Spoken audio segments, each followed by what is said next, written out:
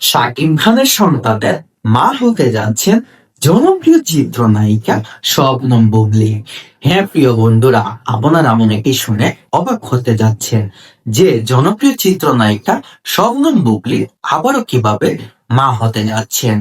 দীর্ঘদিন বিরতি সময় কাটাতে আমেরিকায় গিয়েছিলেন মেগাস্টার শাকিব খানের সাথে শবনম বুবলী এবং তাদের রাজপুত্র শেহজাদ খান বিয়ে।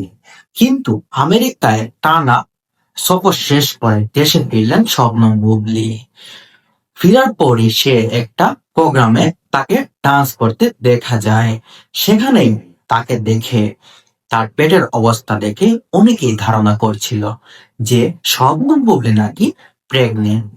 এমনটাই দাবি করছেন অনেকেই। যদি শবনম বুবলী প্রেগনেন্ট হয়ে যায়, তাহলে জনপ্রিয় চিত্রনায়িকা অপু বিশ্বাসের কি হবে? অপু বিশ্বাস এমনিতেই শাকিব খানের পাশে শবনম বুবলীকে সহ করতে পারেন না। যদি শাকিব খান আবারও সেই পথে হাঁটেন, বা প্রথমেই তো অপু বিশ্বাসের সাথে সন্তান নিয়ে তার একটা দূরত্ব সৃষ্টি হয়েছে, তারপরও সেম কাজ করলো শবনম বুবলী। সেও শাকিব খানকে না জানিয়ে সেও সামাজিক যোগাযোগ মাধ্যমে সবার সামনে চলে আসলো।